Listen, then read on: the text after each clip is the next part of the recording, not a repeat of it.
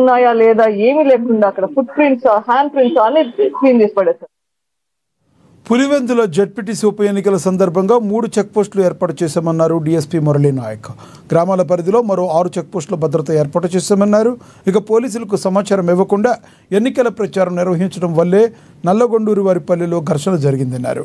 TDP కార్యకర్త ధనుంజయ ఫిర్యాదుతో YCP నేతలైన Ramalinga Reddy, హేమాద్రిరెడ్డితో పాటుగా మరికొందరిపై కేసులు నమోదు చేశామని స్పష్టం చేశారు.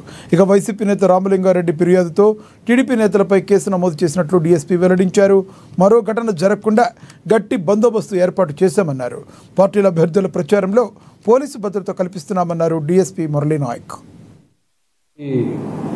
కడప జిల్లా పులివెందుల కాన్స్టిట్యున్సీలో పులివెందులలో ఈ చుట్టుపక్కల గ్రామాలకు 10,601 ఓట్లతో జెడ్పీటీసీ ఎలక్షన్స్ జరుగుతున్నాయి.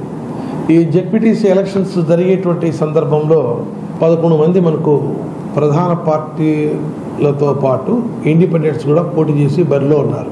దీనికి సంబంధించినటువంటిది ఒక కట్టుదిట్టమైనటువంటి భద్రత సంబంధించినటువంటి విషయాలు క్షుణ్ణంగా మా పై అధికారులతో ఇన్స్ట్రక్షన్స్ తీసుకొని మనం అంతర్జిల్లా చెక్ పోస్టులు 3 ఓపెన్ చేసినాం. అంటే అన్నమయ్య జిల్లాతో సంబంధం ఉన్నటువంటి వేంపల్లి తల్లిపాల ప్రాముఖ్యతపై జిల్లాలోని ప్రతి గర్భిణీ బాలింతకు అవగాహన కల్పించారు.